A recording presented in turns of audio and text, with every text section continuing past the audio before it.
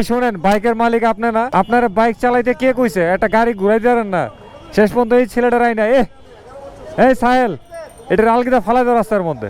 একটা বাইক চালায়, বাইক ঘুরাই দিতে পারে না। ছি ছি, লজ্জার ব্যাপার রাজ ভাই, লজ্জার ব্যাপার, লজ্জার ব্যাপার।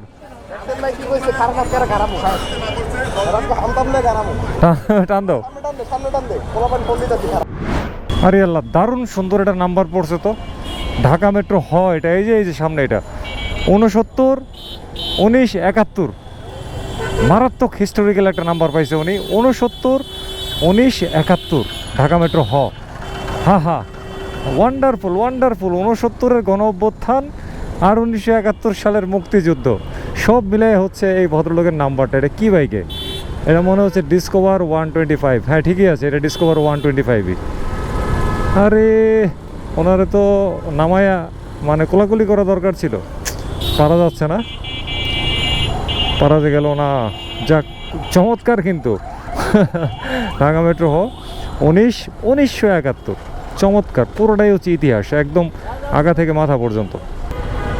মেইন রোডের মধ্যে বাস করে পার্কিং, এগুলো নিশ্চয়ই কোনো অফিসের স্টাফ বাস টাস এই টাইপের কিছু একটা হবে আর কি। প্রত্যেকটা দিন এই জায়গাটার মধ্যে পার্কিংটা করা থাকে। আর তার উপরে আছে ট্রাকের অত্যাচার। মাঝে মধ্যে সিটি কর্পোরেশন যখন অভিযান চালায় তখন এরা ভালো হয়ে যায়, আর যখন চলে যায় তখন আবার আগের মতো হয়ে যায়। ওই ঘটনা কি, সামনে এত আগুন, ঘন ধোঁয়া, মানে আগুনের চেয়ে ধোঁয়ার পরিমাণ বেশি। কাহিনি কি? আচ্ছা বুঝছি, এটা হচ্ছে একটা পাবলিক রোড, তাই না? এই যে আমার হাতে ডান দিকে হচ্ছে প্রবীণ হসপিটাল, এটা হচ্ছে আগারগাঁয়ের রাস্তা, পাবলিক রোড। আর এইখানে জ্বলতেছে ময়লা আবর্জনার মধ্যে আগুন, আর কি ধোঁয়া! ওরে বাপ রে বাপ রে বাপ, চিন্তা করা যায় এখানে দাঁড়ানোটাও ঠিক না। আমার আবার জ্বালানি টালানি আছে, দেখা গেছে পুইরা টুইরা আগুন টাগুন ধরে যাবে, আর এক ভয়াবহ ব্যাপার হয়ে যাবে তখন। কারণ ব্যাপার হয়েছে, পাবলিক রোডের মধ্যে প্রথম কথা ময়লা কেন আসবে, দ্বিতীয় কথা আগুন কেন আসবে? এটা কতটা মানে আমরা কি রে ভাই, আমরা তো ডিজিটাল বাংলাদেশে বাস করতেছি। আমাদের কিছু রাজনীতিবিদ আছে বলে আমরা নাকি বেহেশতে আছি। তো সত্যই আমরা আসলেই বেহেশতে আছি।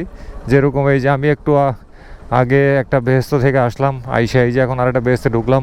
তো একটু আগে যে বেহেস্তটায় ছিলাম, ওই বেহেস্তটার মধ্যে ময়লা পড়েছিল এবং ওই ময়লাতে আগুন ধরানো ছিল।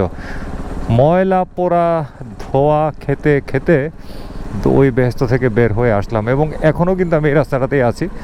এই ময়লা পোড়া ধোয়ার গন্ধ পুরোটা রাস্তা তোলপাড় হয়ে গেছে, মানুষজন চলাফেরা করে, আশেপাশে আসে হাসপাতাল। ওই তো ওই বেহেস্তটা আমার রাস্তার ওই পারে। এই হচ্ছে আমাদের ডিজিটাল বাংলাদেশের নমুনা, আর আমাদের মন্ত্রীদের বেহেস্তের নমুনা।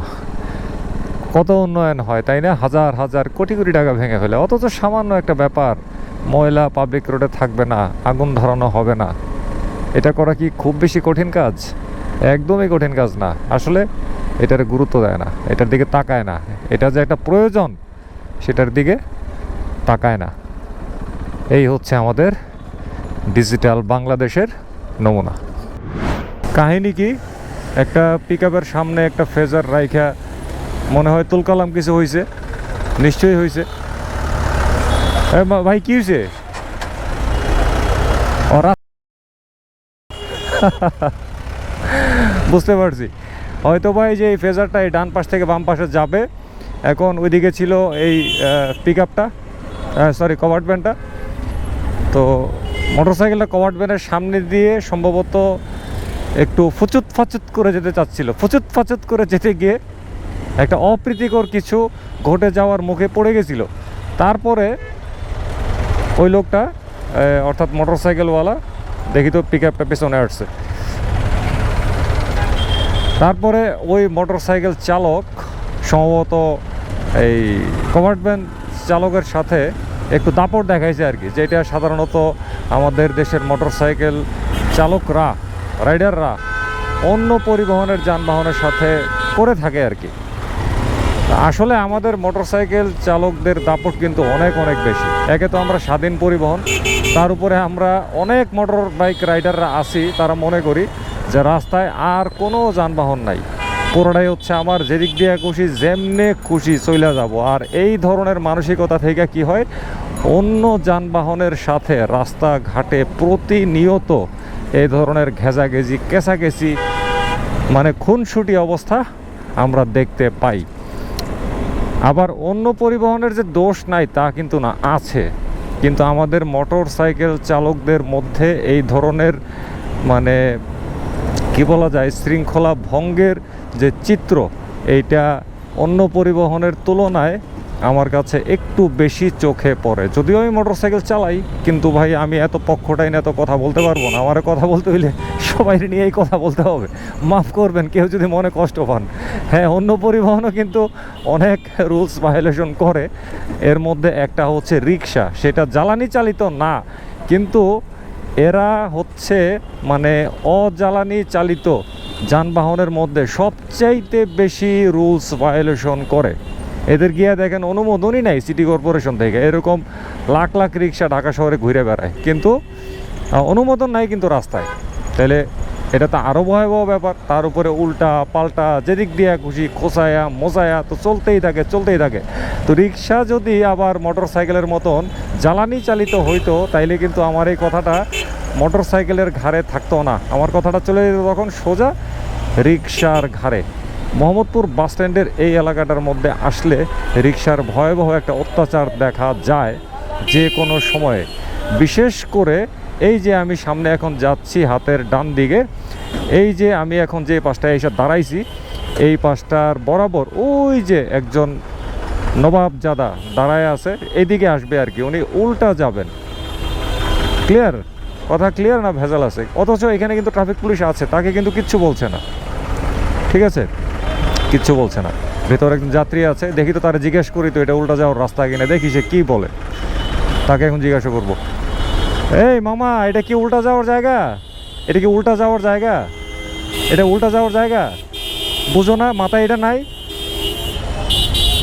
এই মামা এটা কি উল্টা যাওয়ার জায়গা? এমনি উল্টা যাওয়ার জায়গা এটা? অনেক সময় যায়, এর লেগে তুমিও যাইবা? তাহলে আজকে দিকে ডান হাত দিয়ে ভাত না খায় বাম হাত দিয়ে ভাত খায়ো, বাম হাত দিয়ে ভাত খায়ো। তার একটু অ্যাডভাইস দিয়ে দিলাম, সে যেন ডান হাত দিয়ে ভাত না খায়, বাম হাত দিয়ে যেন ভাত খায়। আরে আমি তো পুরো বাসের চিপায় পড়ে গেলাম রে, কি করব বলেন? রিক্সা চালক তো আছেই, আমাদের অনেক শিক্ষিত প্রাতিষ্ঠানিকভাবে শিক্ষিত লোকজনও কিন্তু রাস্তা দিয়ে এভাবে উল্টাপাল্টা যায়। যাক, আবার ধরেন রিক্সা চালকদেরকে যে এই সমস্ত কথা এভাবে বলি, ব্যক্তিগতভাবে আমার কিন্তু খুবই দুঃখ লাগে। কেন দুঃখ লাগে? কারণ এই দেখেন এখন প্রকৃতির অবস্থাটা কি একটা রৌদ্র, সারাটা রৌদ্র যাচ্ছে হচ্ছে কিন্তু তাদের শরীরের উপর দিয়ে, যদিও আমাদের উপর দিয়েও কিন্তু এই রৌদ্রটা যায়, আমরা মোটর বাইকার যারা আছি। কিন্তু রিক্সা চালকদের একে হচ্ছে পেশি শক্তি দিয়ে যানবাহন চালাইতে হয়, তার উপরে হচ্ছে আবার রৌদ্র, সুতরাং এইখানে শরীরের উপরে রীতিমতো একটা রিমান্ডের মতন একটা অত্যাচার বয়ে যায়। তো হয়তোবা তারা যাতে বেশি ঘোরা না লাগে, বেশি যাতে শক্তি খরচ না হয়, শর্টকাট করার জন্য তারা চলে যাচ্ছে হচ্ছে উল্টা। কিন্তু এইটা কি কোনো নিয়মের মধ্যে হইতে পারে? এই যে যেমন এইদিকে একটা আছে উল্টা, এটা সলিমুল্লাহ রোড থেকে বের হয়, প্রতিদিন এই জায়গায় এরকম উল্টা অসংখ্য রিক্সা যায়।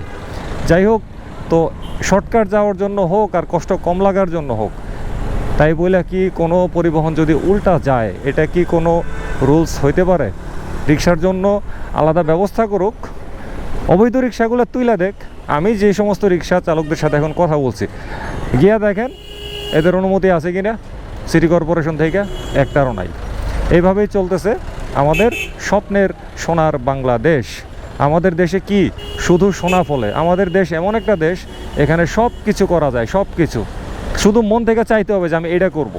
এখন সেটা নিয়ম হোক অনিয়ম হোক কোনো ব্যাপার না, করা যাবে। আরে মালঞ্চ ট্রান্সপোর্ট এটা আবার কি করতেছে এখন? খাইছে রে, আমরা লাগাই দিব কিনা? তো বড় গাড়ি তো, ঠিক ঠিকানা নাই, কই যাইব?